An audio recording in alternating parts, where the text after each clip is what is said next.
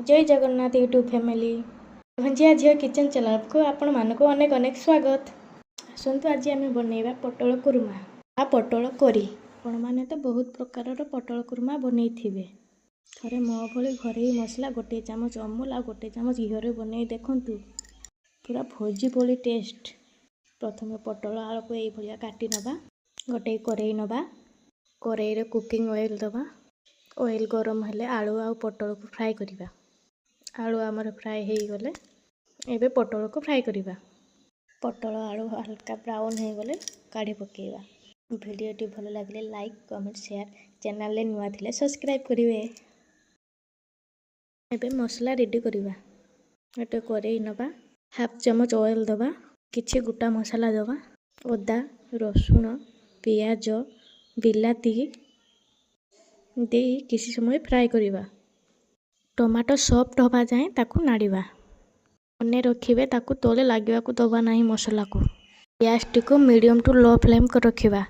मसला आमर रेडी किसी समय ठंडा हवा को छाड़ीबा। ताकू ग्राइंडिंग करि आनिबा।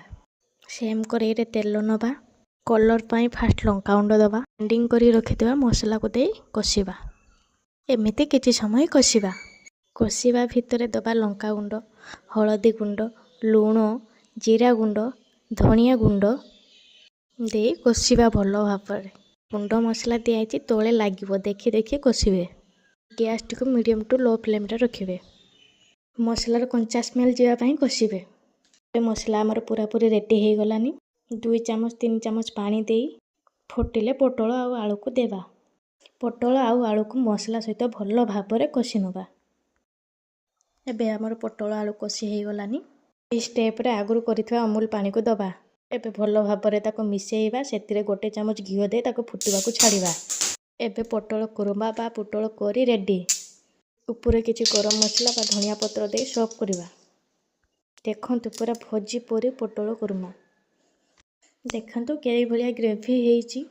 पूरा घरे स्टाइल रे घरे मसला रे पूरा ग्रेवी देखंतु। को भात रोटी सहित खाई परिबे। आजि पई रहिली। जल्दी देखा आ गोटे नुआ रेसिपी रे। रहिली जय जगन्नाथ।